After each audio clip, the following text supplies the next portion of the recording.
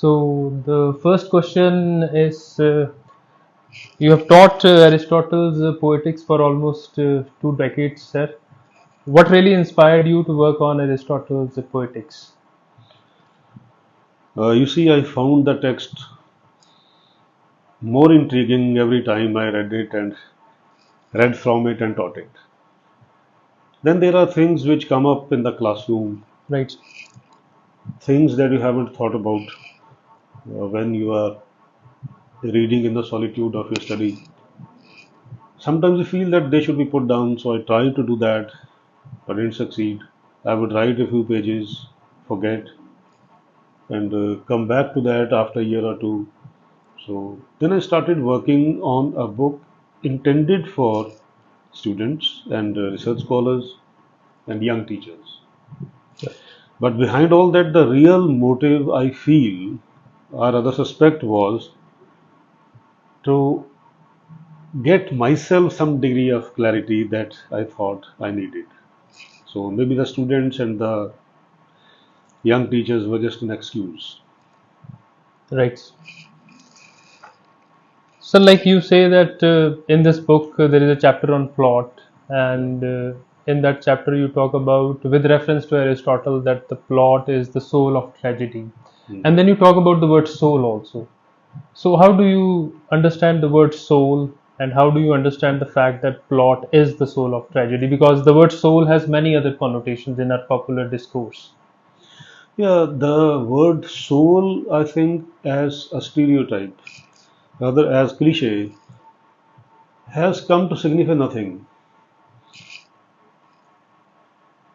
At the same time, it has come to suggest some kind of metaphysical notion Right, of something essential that pre-exists the birth of something or somebody and outlasts their period right, in the body on earth. So whenever somebody said plot is the soul of tragedy, I tended to understand this as a statement of the significance of the plot.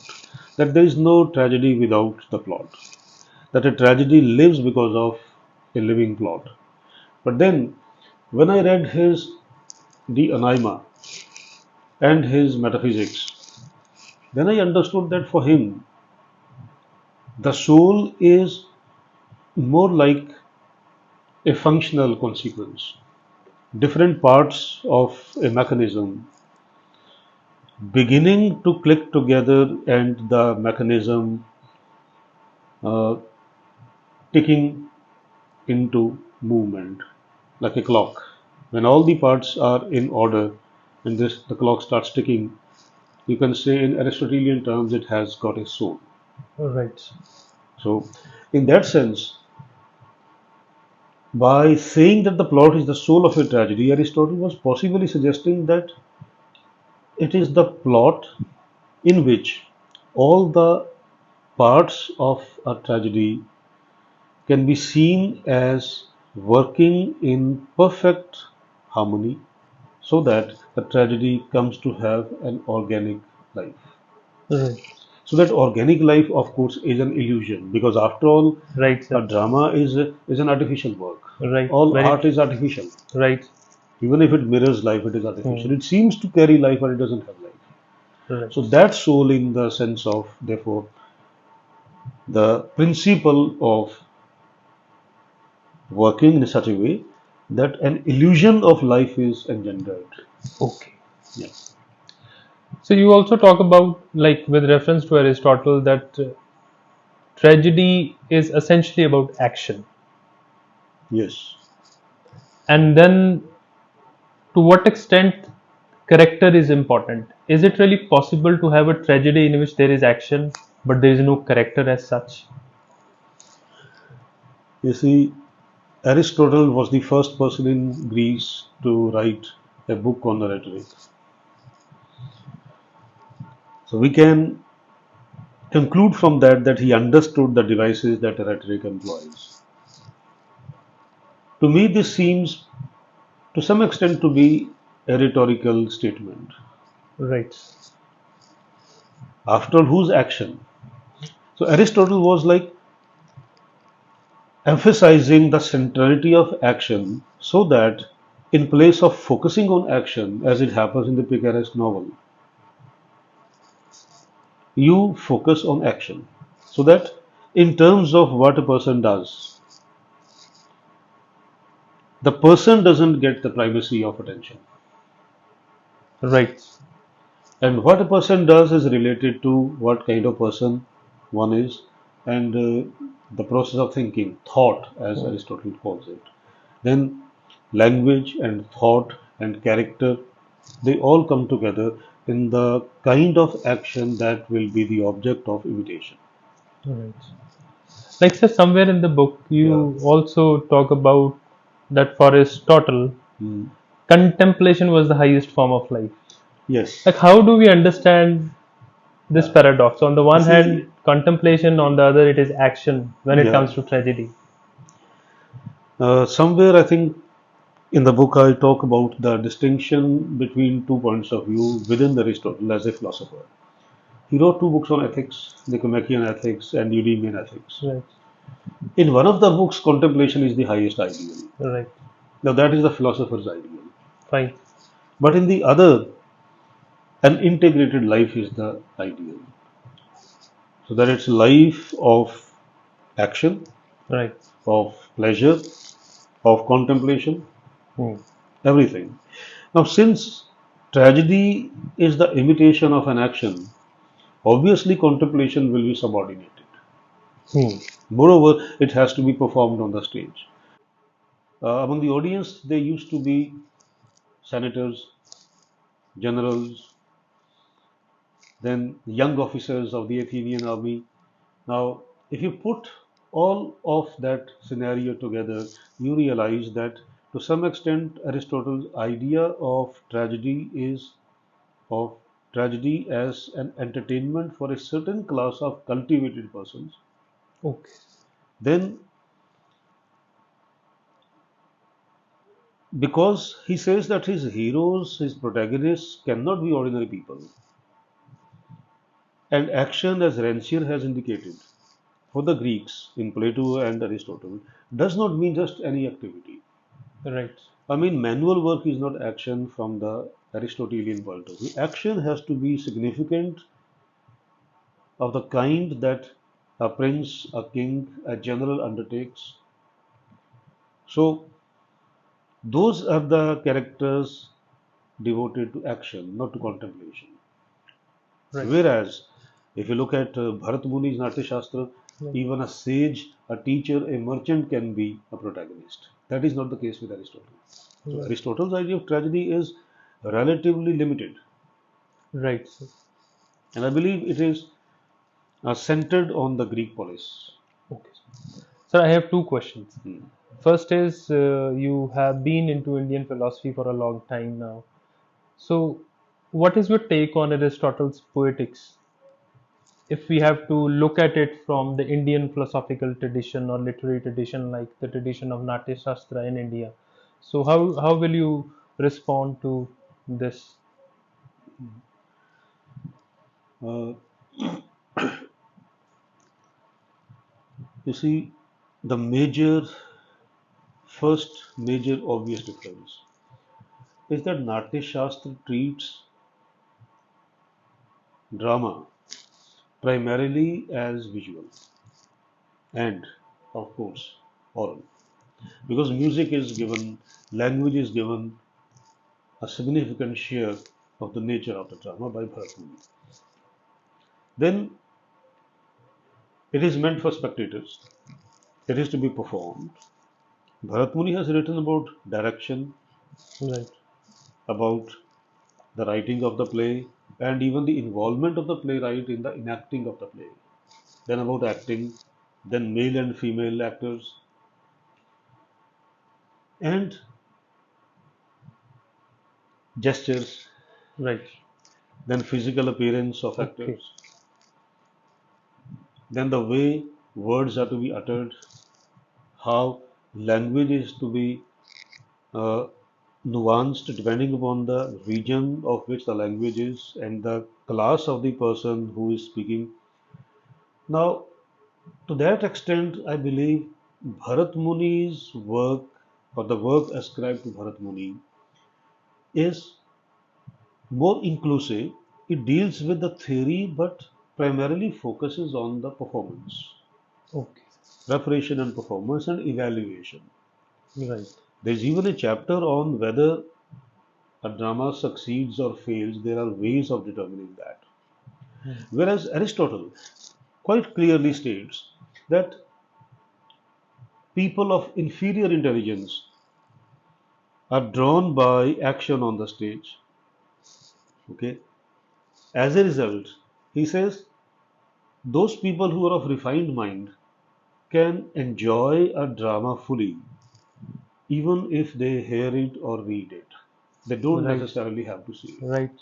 So, when a comparison is made between the epic and the tragedy, one reason he considers tragedy to be superior is that a tragedy doesn't have to be declaimed, it can be read. Hmm. It doesn't have to be read, doesn't have to be heard as recited by somebody like a Homer. Hmm. Now, this idea of tragedy as an idea, as logos, is, I think, at the foundation of Aristotle's treatment of tragedy. It is like a disembodied treatment that is given primacy by him. As a result, he doesn't talk much about acting. He Right. does talk about visualization, how trying to perform a role helps even a playwright do better because the playwright can get under the skin of an imagined character by imagining himself to be that character and then write the utterances of that actor or those actors. Like, sir, is there a reference to this sense of tragedy or the sense of the tragic when you read Bhartamuni as such? Since his explicit focus is on subtle distinctions when it comes to performance, or he's essentially concerned with dramatic theory as such. Because when it comes to Aristotle, his focus is tragedy as such. Yeah, but it's also said that he had written another work on comedy which Right, is sir. missing. We can't, I think, definitely say anything. But yes, in Bharatmuni's text, tragedy as tragedy is not taken up, but there is a whole range. For Right. example, he talks about the dramatic hero, and he has talked about short plays that are called prahasan. They are comic. Then Prakaran is largely comic or short. There are one-act plays. Okay. But for him, for example, the play is that a drama as such, the natak as Bharat Muni describes it, uses the word. Natak generally has about 10 acts, Okay. right? But the division into acts is nothing that Aristotle has mentioned. But yes, from where does the idea of tragedy come? Right. The idea of tragedy possibly comes from the desire to believe in the splendor of the human being vis-a-vis the gods of the Greeks. Because the gods are also very much like the human.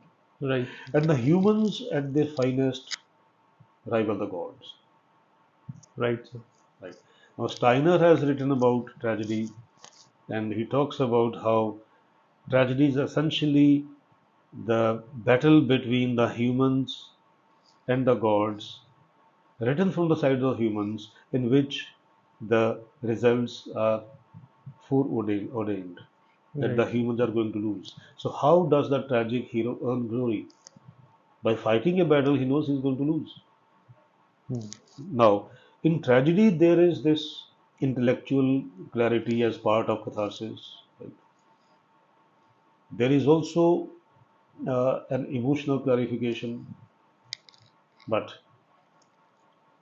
in Bharat Muni's case, the purpose of Natak is moral orientation of the people. And the people who are not capable of dealing with philosophical issues directly, abstractly, as philosophers, as scholars, Right.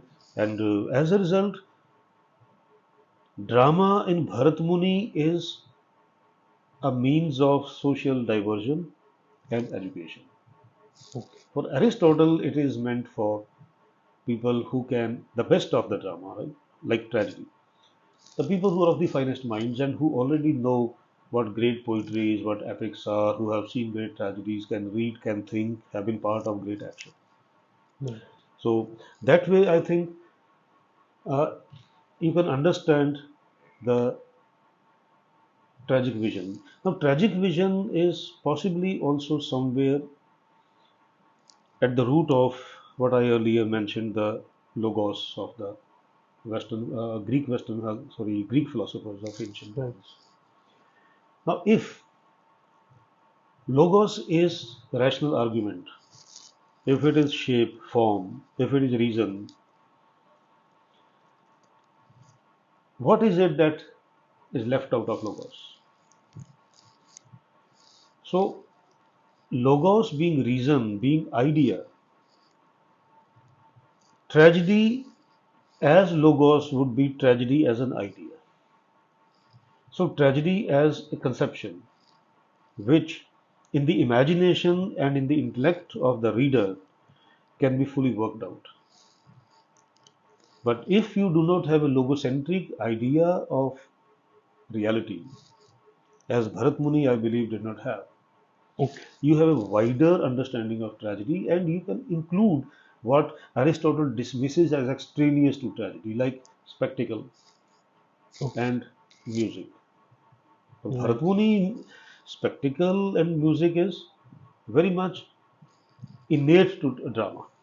For Aristotle, they're extraneous. Right. I guess I made some error. I don't know. Talking about who considers it extraneous, Aristotle does. Aristotle does it. Yes, yeah, that's right. Then I didn't make any error. Bharat Muni doesn't deem them as Right, extraneous sir. because in logos the senses would be external, would be unnecessary. So you can enjoy tragedy as an idea. Performance doesn't matter, but in Bharat Muni, performance does matter. Right. It has to touch you. So it's a sensuous conception of drama. Okay. So, like you said that for Bharatmuni also, Natak is essentially about the moral education of the audience. I mean, and in the context of the reference to logos in the dominance of logos in Aristotle. I mean, is it really possible to understand some sense of logos within the Indian tradition also? Because Natak essentially is about the moral education, which essentially means that we are trying to teach human beings how to understand life, how to relate life, you know, what is happening. Of course, within the tradition of Indian philosophy, with reference to Bharat Muni, we can accommodate more elements Yeah. of of the dramatic performance. You see, for Aristotle, very clearly, as he states, poetry gives you pleasure and Right, knowledge. He doesn't talk about it giving you moral orientation. right, sir. Whereas in the case of Natya Shastra, Right, sir. Natya Shastra is supposed to have originated out of the felt need that there are people who are morally disoriented or not oriented because they are unable to read the Shastras. And for them, you need to produce something which can hold their attention. So it can be diverting, but diverting in such a way that it orients them morally. It's very clear. Right, It's one of the right. founding stories of Natya Shastra. Now, there have been comparisons. I think it is Anand Kumaraswamy who translates logos as Akshara. Okay, Akshar is the word that doesn't suffer erosion with the passage of time. fine. So it's like the timeless word, Good. the eternal word, Right. logos. But in India, Akshar would be against its like cultural history, India's cultural history. Akshar would be part of a whole hierarchy within the structure of language. Like you have Vaikhari, you have Pashyanti, you have Parapara, Right, sir. right? So Pashyanti, as I understand it, is a language in which the conception and the imagination, the imagined and the actual coalesce. So Right. as you read, you can also experience. Vakri is of the lowest order. But then there is also language which is of another order. That is a language of truth. That is para. That Right. is transcendental. So Akshar possibly refers to transcendental. Okay. But the problem, I think, with the Greek idea of logos for us today is that logos is supposed to be something that cuts truth out of a larger cloth. Okay. So, like Roland Barthes talks about the murmur of leaves. Right. Simon Critchley has written about the infinite murmur. Very little, almost nothing. It's like there is an infinity of sounds Right. out of which rationally cut out and as a result eternal because it is a timeless form. Logos is taken out. But why something left out? Right. Does it mean that logos is that in reality which can be treated as the truth and the rest is not truth? Hmm.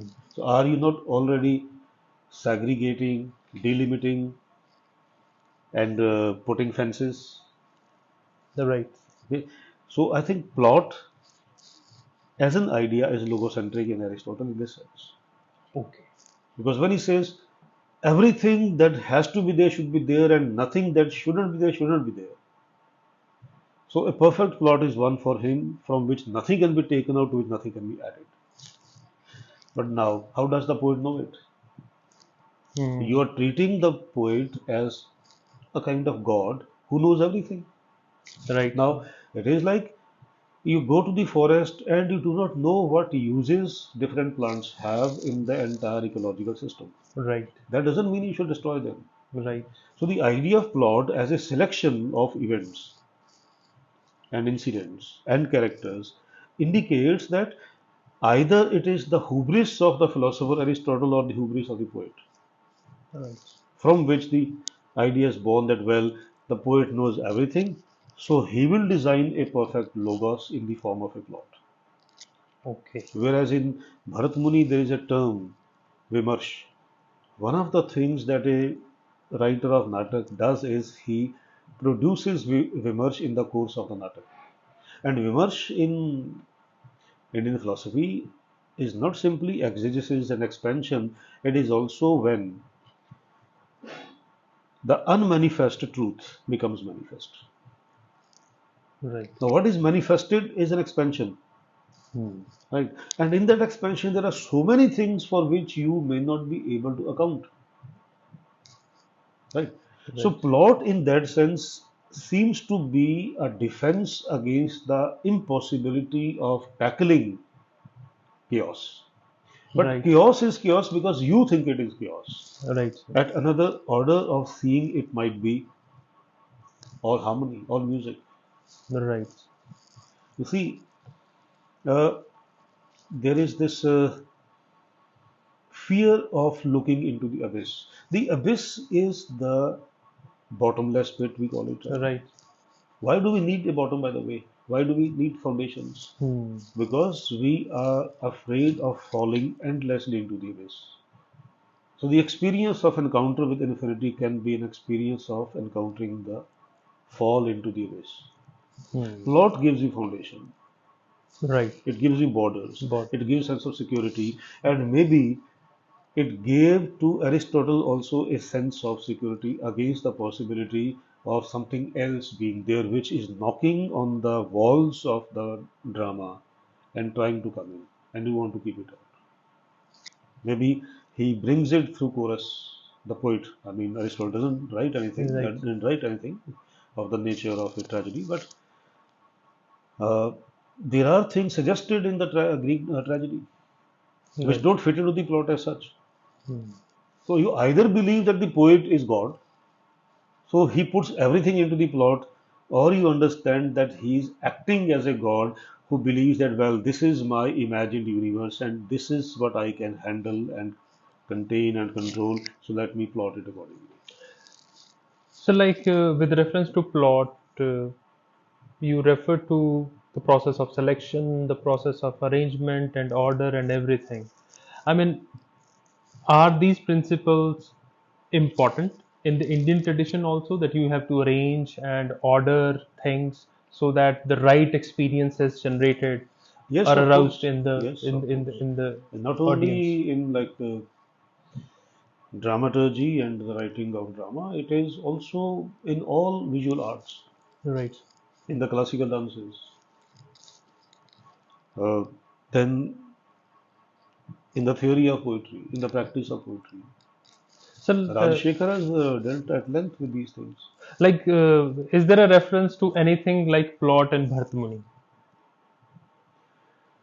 You see, his translators have called something a plot, Okay. which they also say in Bharat Muni's language is Vastu. Vastu is substance, Vastu is the thing. Right. But then Bharat Muni uses the word Bij. So, what confers coherence, Right. unity, integrity on a natak is the Bij. So, it is like the essential itness of the particular drama, Right, sir. which has to be there in every part of it. Okay. So Aristotle talks about various parts of in terms of sequence of a Right. Greek tragedy, right? What happens and then what happens and then what Right. happens. Uh, these parts are not plot, Right. right? These are, you can say, organs. Right. Now the translators have tended to read the organs as plot, but you can infer the plot. Right. One thing is clear: Bharat Muni does not at all talk about something like a plot in the sense of a structure that is determined by a rigorous cause effect relationship. Right. Right? So this happens because this happened, that happened because the other thing happened. So this kind of logical, logos based, bound, sequential unfolding is not there to be seen in Bharatmuni. So, I mean, this is very fascinating. I mean, is it really possible to make sense of the Mahabharata from the perspective of Bharat Muni? Because in the Mahabharata, you see that there is a logical unfolding of events. Of course, the number of events are a lot and they are all very The complex. Bharat Muni has not written this about epic. Right. And there is a very interesting essay, Tragedy and the Whole Truth by Aldous Huxley, Okay. in which he makes a distinction between tragedy and epic. He says epic gives you the whole truth. Okay. Dostoevsky's great fiction, including Brothers Karamazov, he calls an epic Right, sir. because it can deal with even the socks of a character, the Okay. fingernails of a character, they are dirty or not, Right. which in a drama may not have any space. Right. And one reason is, of course, the limitation of time. Hmm. Right? So he says that a tragedy, as compared to an epic, Huxley says this, is a chemically pure literary art. Okay. So whatever cannot be contained or Then. need not be touched, leave it out. But of course, it is not true to life. Life is much more complex. Hmm. So when we talk about making sense of the Mahabharata, I think we have to see how we make sense of it. Right.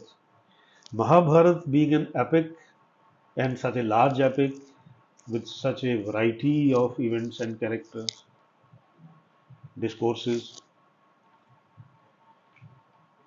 is something that is closer to being a mirror of life, and not only human life. Right. That is why in Mahabharata, as in Valmiki's Ramayana, you don't have only human figures acting. Hmm. It's quite interesting that here you have, of course, the supernatural in Aristotle, right? Right. That he invokes from Greek tragedy. But there you have birds also participating in affairs of people. Right. Plants are participating. Animals are participating. Yeah. Amitabh Ghosh in a Nutmeg Curse speaks of a very interesting coming together of certain things. A girl brings food for the starving, meditating Gautam. It's a full moon night. He's sitting under a tree. So, what transpires between the tree and the moon and the moment and the food Okay. that Gautam gets enlightenment? Now, he says this is an unrepeatable moment. But anything unrepeatable is not necessarily unscientific. Right. Right? Science has its own kind of rationality. Right. So if you cannot demonstrate it, like theoretical physics cannot demonstrate several things in a lab, it doesn't mean they're false. Hmm. Okay? So tragedy takes one part of life, and I think it achieves epic proportions if it does not dilute itself by trying to pursue an imaginary chemical purity. Right. That is what I believe is great about the best of Shakespearean tragedy. Now, Right. you see, Johnson had a limited vision, great but limited vision. We talked about uh, mixing of the tragic and the comic, but what if there are things which are neither tragic nor comic, but more than that on the Right. margins? Right. Shakespeare can do that. Hmm. Now, he can create a scene like in Henry IV, where the prince goes and speaks to the waiters. Now, it seems to be comic, but to our sensibility of the 20th century that has seen Marxism, that has seen Dalit protest and the protests of the blacks, Right. it is also poignant and painful. Hmm. So, how can something be comic and tragic at the same time? Hmm. So, it depends on vision. Shakespeare's vision was not constrained by these ideas of theory and criticism. Right. That is where I think the artist is creative. So, like, is it really possible to have a tragedy in a modern democracy? Because the kind of world in which we exist today and the kind of understanding that we have, I mean, the just to put it in another way, what is the significance of reading tragedy in modern times, You see, where you the don't have kings and yeah, queens and isn't Chekhov's A Death of a Clerk a short story but a tragedy, right, right? And the death of a salesman, that great play. Modern tragedy does exist. Modern tragedy is a tragedy in which the ordinary human being, a worker, a farmer, a wage earner, a jobless woman or man, an orphan, can be the protagonist. right, Now, the difference between Aristotle's vision and what we need today is that for Aristotle, I think, and he was right, the general impression was that a person will suffer more if a person is more capable of suffering in the sense that he or she is capable of imagining and understanding the meaning of suffering, the nature of suffering, the causes of suffering. right, Now, this is where you see ideology functions. There are people who suffer a lot, but they say, well, we are very happy because we have our like fixed income for a week, and right. beyond that, we don't care. Hmm. Now, when Aristotle says a prince, a king alone can be the protagonist, it is because he possibly believes that because of his special education, that person is able to understand Right, catastrophe, tragedy much more, and as a result, can suffer more. right, Now, in Bharat case, the protagonist can be four types. It can be a god, it can be a king, it can be a sage or a teacher, and it can be a merchant. But all of them have to have one thing in common, that is fortitude, the capacity to bear and fail through.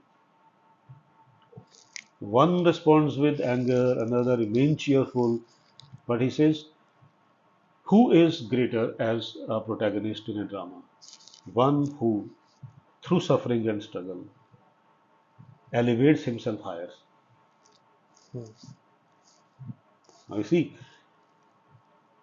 can't we say this about today's human beings? right, Unfortunately, a certain kind of production of entertainment Right. has tended to suggest that the poor people don't suffer because they have been rendered invisible and the suffering has been rendered invisible. Right. The same thing has happened in the media. Hmm. You have today's Devdas with Shah Rukh Khan, and you had earlier Devdas versions in which Devdas was an ordinary man from Right. Right. Calcutta, right, a middle class man. But now you have somebody who goes abroad, who goes to Oxford for study. There he goes Hmm. to Calcutta. Hmm. There he wears a dhoti or a pajama, and here he has to wear a suit only. Right, Right? sir. There he might smoke a bidi, and here he'll need a pipe. Right. Okay. Now this is a class distinction. So this, I think, definitely makes us wonder whether tragedy has not been systemically made a part of the consumption of a certain postmodern economic culture Hmm. in which tragedy becomes entertaining or it simply doesn't exist. Because if people can take things that seriously, they might begin to question the way they are being diverted. Right. So it, I Hmm. believe, suits a certain global regime that produces even an idea of the intellectual Right. and of aristocracy of the mind. Like, sir, there is a small chapter on wholeness, Hmm. and in that chapter, you differentiate between a plot being complete but not whole. So, how do we understand this subtle difference between completeness and wholeness? Uh, See, completeness is something that's a numerical. Let's say you have complete food, all the courses properly served in sequence. But if they don't go together, if they don't constitute a certain organic unity, Hmm. they don't achieve wholeness. Right. Like you can be a complete human being if one of your hands has grown up on your knee. You needed two hands, you have two hands, Right. but one hand is somewhere else. Right. So, a kind of harmonious and right arrangement in which everything is aesthetically and functionally in its place, and the result is, uh, we should say, a harmonious impression and a rewarding experience on the part of the reader or the spectator. Then it Hmm. is organic. Like in not exactly recent, for me it sometimes feels like recent. In the 1970s, you had the film Sholay. Right, sir. I think it was both a little rambling movie but also a wholesome movie because the film was whole. It achieved a certain wholeness. You try to put the same thing together in another film, and if you don't arrange them in the same way, in a similar way that is organically correct, you end up producing a complete version of the thing without producing the thing itself. That is the difference you see between the painting by a master artist and its copy by somebody who is a lesser artist. He makes everything on his own canvas and yet it doesn't have that wholeness. So it is complete. Every single leaf is there. But what is missing? What is missing is the vision that the artist has, which sees a kind of continuity of life in every part that composes his canvas. Right. So organic wholeness comes, I believe, from a kind of spiritual vibrancy that Right. an artist communicates to his work. So, like you use the word vision. Hmm. Like, what is the relationship between vision and acquiring skills, like training, craftsmanship? I mean, is does vision emerge in an automatic manner in the process of being an excellent craftsman, or there is something else that needs to be there for There a is something else because good craftsman to there be are excellent craftsmen who never become artists. right? There are people who are very intelligent who aspire to be great artists, but they don't work enough to gather and hone the essential skills. Right, sir. Right.